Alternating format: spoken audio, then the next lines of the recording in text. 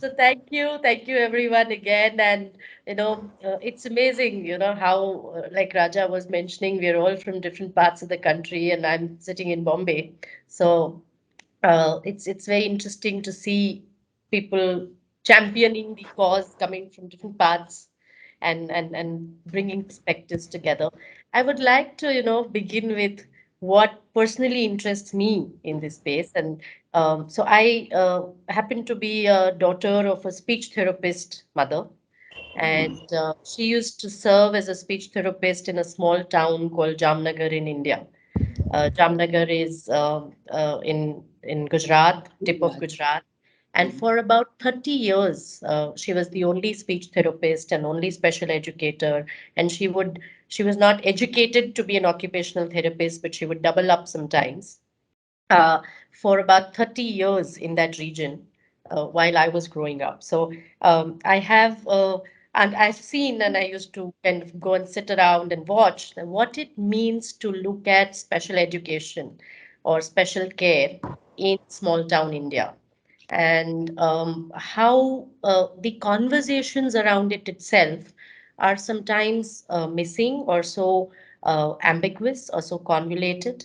And where do you begin from, kind of a thing. And then fast forward to where I am now. I happen to be the CSR in charge for a large organization like Tata Power, and I've been with the group for long. I used to be with the Taj Hotels for a long time, and looking at it from the lens of what CSR does, what government does, what technology does, what innovation does in this space, and then marrying it with this gap on in small town India. So I kind of myself am always in a situation where we look at the Maslow's need hierarchy in the CSR space to say ki, which are the causes which require most urgent attention. Where is there a dire need? And somehow in that need pyramid, disability and inclusion of those from differently abled backgrounds come somewhere lower or higher up, I would say, in the Maslow's needs. It's like self-actualization. So when you have actually met all the other urgent, dying, pressing, crazy concerns out there, then you say that, okay, how do we get inclusion into the picture? So usually, so I'm kind of looking at both those sides of the spectrum, and then saying that how do each one of you who come with such a rich experience and having worked in this space for so long, how do you bring it out to the normal world out there, for the want of any other word, bring it out to the people to say that it is not just a differently able or a disability issue, but it is so linked to everything else that requires a better approach or a more a better design for any program, be it education, be it health, be it whatever else. So basically, how do you marry this whole world of differently abled with the several other worlds that you need it to tango together with? And over to each one of you to share your rich experiences and all the magic you all use to get everyone to work with you. So over to you, and maybe we can start with Mary, go on to Feroz, move on to Raja, move on to Akhil and Smriti in that order, and would love to hear from each of you. Hmm. Right. So you want me to go now? Yes, please. Yeah. For me, and for the work that we do with our organization, we see disability, and in particular autism and all forms of disability, as just another form of human diversity. And this is something that we've said from the word go. I mean, the organization is almost 30 years old, and when we printed our first t-shirts in 1995, the message it said was different in front, and at the back of it said, and proud of it, because that is what we really believed it. It's not something that has come later, that, oh, so disability is something that is a part of diversity. We truly believed in that. And also, I think the reason why, um, it works is that we also see disability as one form of diversity. As far as we are concerned in our work, and I know that autism is a very complex kind of diversity. It is perhaps a little more difficult to understand if you're talking about, say, disability, than, say, somebody who has difficulty with vision or somebody who has difficulty with mobility. Autism is way more complex to understand.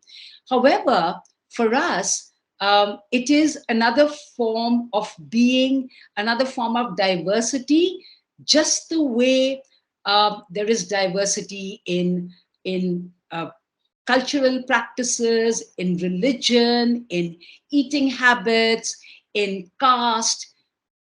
Disability is a part of that diversity. And in fact, in our work, we actively practice inclusion of every kind. Economic conditions, that is a part of the work we do. So that's how we view it. And we are aware, very much aware, that that is not how the world outside sees diversity, right? And there are many layers to the way diversity is viewed in society. And one of the commonest is in the area of, say, the work that we do, there would be people who would talk about, why is my child not being included? I want my child to be included, and is extremely unwilling to include another kid who lives in the neighborhood who belongs to a different caste or religion. And we try and hold it up to that family and help them see that if you really want inclusion, you cannot say, I want A kind of inclusion, but I don't want the B kind. And these are all very subtle exclusionary practices that are embedded in our society. And we are so aware of that. And trying to take it head on in a very confrontational way does not work. We find it works way better to be non-confrontational, be gentle about it, and help people see. And we feel good about the fact that there are multiple families who have come to us who've brought all their negative beliefs about different forms of diversity, and they've come to us wanting inclusion for their child.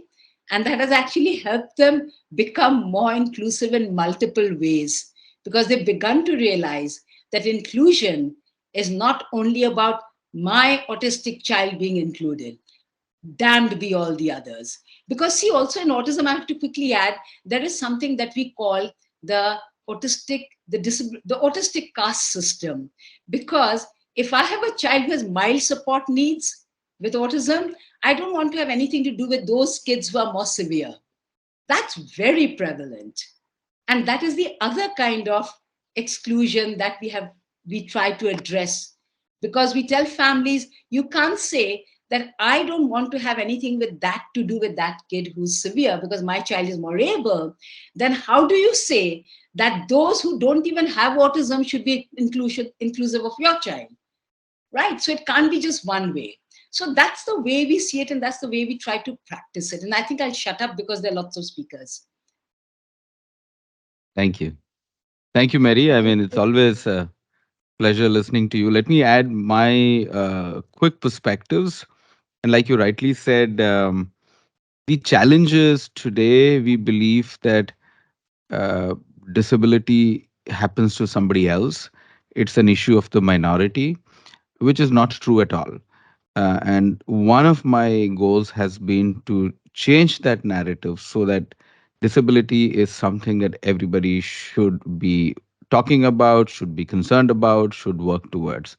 I wrote my book called The Invisible Majority just to change that narrative, because it's not the minority, but it's a majority. Because if you live long enough, we are all going to get a Yes. disability of some kind. So why shouldn't we talk about it? And my core belief is, unless we change the narrative, we will always be a small group of people who are in the fringes trying to shake up the system, which is very hard. So you have to make this a concern of everybody. And one of the first shifts that we should try to do is that the world is not divided into abled and disabled, but the world is divided into disabled and non-disabled. right? So all of us are in some form maybe non-disabled, but very temporarily. So once you make that, a concern of everybody, I think more and more people will start taking it seriously. I mean, as I said, I can talk about this for the next 1 hour, but I'll allow others to share their perspectives. For us, employment, we have looked at it as employment or access to livelihood being that unifying factor. Mary talked so beautifully about the caste system, and it always bothers us as to how we address, the varying needs of people. So what we've tried is to understand is, yes, does not matter. Impairment does not matter. Impairment is something each one of us, and Feroze talked about it, it is a majority in an issue. Each one of us deals with in their own way or their own personal way. What is important is what is the support, what is the barrier that they are confronting, and what is the barrier that we eliminate so that there is equal opportunity. So with that focus, employment is a fundamental right. So it made our job a little easier to say, okay, let's just focus on support that's required, the barrier that is required, and access. And whatever it is required, the soft advocacy with the organization, the counseling or the hand-holding or support or training with the individual, we should be able to provide. And that unifying factor helped us navigate the otherwise very, very diverse, inherent part of human diversity, very, very diverse, visible to invisible, and all other forms. So that unifying factor is what binds us as an entity and drives us and motivates us to keep crossing frontiers. And other than the other, when we talk about diversity, I mean, very, very beautifully brought forth the point. It's just a inherent part of human diversity. But when you look at neurodiversity and autism, it's an inherent way in which the brain operates. It's just that when neurodistinct people are distinct from the neurotypical people, they are getting flagged out. But if we are able to normalize, we are going to really have a much more equitable society for everyone. A lot of people on the fringes today are getting lost out simply because we are not providing for neurodistinct individuals. And our HR practices, our approach towards the society, everything is going to change if we design for neurodistinct individuals, if we design for disability. It is a majoritarian issue, like Feroze said. If we design that, we are going to progress and perform better as a society. It is a wishful thinking and ambitious thinking, and hopefully this void that you all at the Tata Group have tried to fill will be a big step in that direction. Thank you, Thank Raja. you. And over to you, Akhil. Thank you very much. When we started talking about majority and minority, I was thinking about the population I work with, which is deafblind. And, they are minority within minority. Yes. So and the only way we could think of coming into the forefront was following a human right approach, that every child who is taking birth has a right to education, has a right to care, and has a right to become what each one of us dream about. And it is the responsibility of the society to prepare itself to make sure that this child accesses everything that your and my child accesses and comes to a level where he or she also becomes contributing member of the society.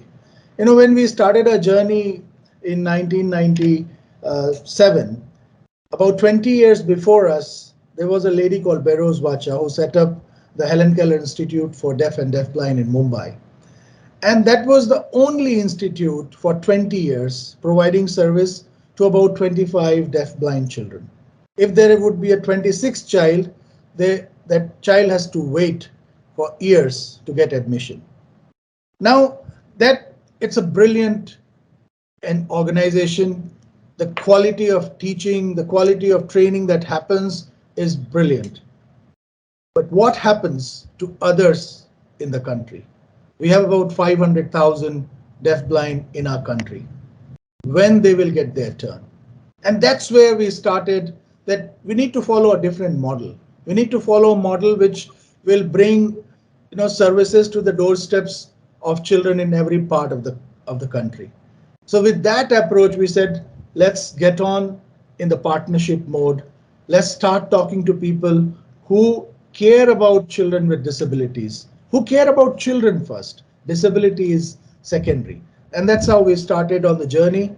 And I'm very happy to share with you that today, after 25 years, we are very pleased. Mary is witness the way we have fought to, while drafting the Rights for Persons with Disability Bill in 2011 and 12, to include, things which we wanted for people with deaf blindness, people with, autism, children with autism, and also with other disabilities which are very, I would say, not common.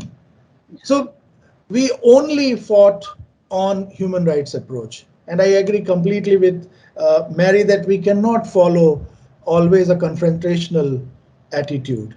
We cannot follow that because that doesn't take us much ahead. It is always complementary. We need to work with the system because the system doesn't know how to deal with these kind of issues. They don't have that capacity. And if we know some answers, I think we need to provide those answers with our questions to them. So that's the process we have followed so far. Forum, thank you for the opportunity. Thank you. That is so well said. And I think this convergence, looking at working with many others, is such an important point. Akhil, thanks for bringing it in. So over to you, Smriti, to share your perspective. Yeah, thank you. It was wonderful to listen to all of you. Actually, as a parent, I am coming from a family. When my son got the diagnosis of autism, they believed that there was something very bad happened to the family because according to them it was very very bad. No one should be aware of it. We should close the door and we should sit inside, and I was not supposed to share all these with other people. So I started my journey like that. So that was the understanding about people. If there is some difference, they were not able to accept the child and they were finding faults. Why it happened to us? Is it because of the bad karma? Is it because of the bad parenting? Is it because of the environmental factors? Everyone is busy in that only. And no one is talking about what we can do, how we can deal with it. So this is the first start. When we are entering into this world, this is the first thing we are facing. So from there I started my journey, and at that time even for me also it was very difficult, and I went into depression because everyone is accusing of bad parenting. And I, first of all, I don't know anything about autism. I don't know what I should do, how I should move forward, I don't know. And all these negative comments around me, then I went into depression. And after, I took a long time to come out of that. And when I learned about autism, okay, then I got some idea how to move forward, how to deal with it, and I started working step by step. And now I'm spreading that message that yes, my child is different, but he has all these things that he can do. You can find all these things he can't do, but I can list out and I'm sharing and I'm showing yes, he is capable of doing. Then people, then after sharing all these things, people started looking it, and people, okay, oh, so if even though he can't talk, he can use an app, he can communicate like this. Yes, we are taking him to post office, he is doing the delivery, all that things. And then people are observing, okay, this is another mode of communication a child can do. Okay, so like that we are spreading the awareness in the people. If we are closing the door and we are sitting inside, how people can understand, how we are building that awareness in the society. When we are traveling, when we are going to different places, restaurant, when he is ordering food using that app, then not people noticing, okay, so in Bangalore like this, we visited many places, and many all they all know that he will make sound, he will stim, he will enjoy in his own way. But there was no restriction for us. Nobody told us that you don't come to this place, and no one told like that, because we are accepting him the way how he is, and we are happy in that. We are also enjoying with him. We are not asking him to keep quiet, you are supposed to sit here like this. We are not asking him to do like that. I am okay if someone is seeing him stimming, I'm completely fine with that. I am proud of my son.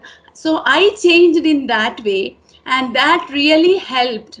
And then the people around me also started changing. Then their awareness improved, and I used to put all these type of our small success in and difficulties also in the status. The people, so there are so many people who are not touched with autism, but they are very interested to see, understand, and share about all these things. So we can see a lot of change in that way. What an Thank you. amazing journey, and more strength, more power to you. Radiate that, and I'm sure you will be a guide to so many.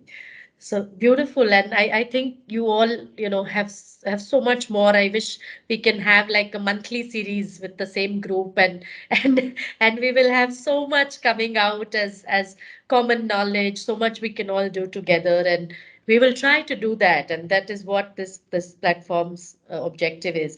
So in fact, Akhil, I'll pick on from where you said that how do we all work with many others to be able to kind of amplify our efforts to many more, because we can all be experts in our own zones and in our own geographies, and we can do so much deep work in this space, and there's a need for so much deep work. But how do we also connect the dots, and how do we invite others who are not so good at, you know able, not an expert in this space, but how can they all contribute?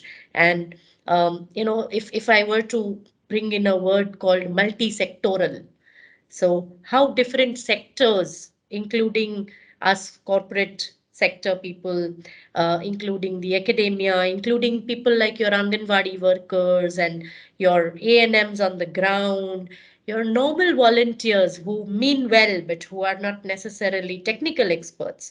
How do we basically use the power of people?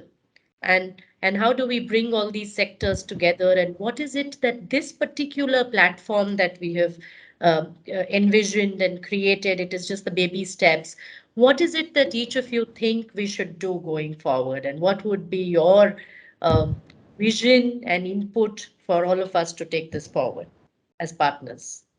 The main need is communication, because when your avenues of learning, basic avenues of learning of sight, hearing is not there. The main problem is, how do you learn about the world?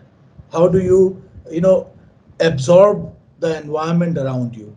So, and how do you express?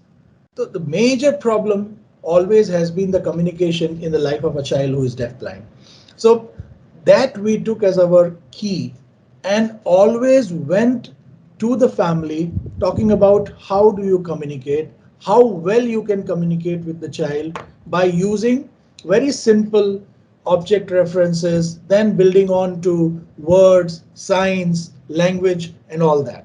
That is when I think whosoever comes into your platform will know that I will be gaining, but I will be giving more as well.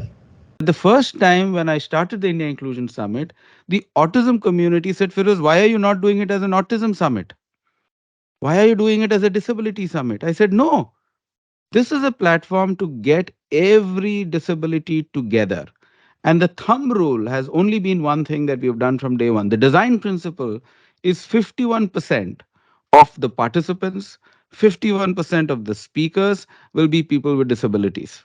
So we said we wanted to shift the narrative from minority to majority. On that day, at least one day in a year, I want the people with disabilities to think they are a majority.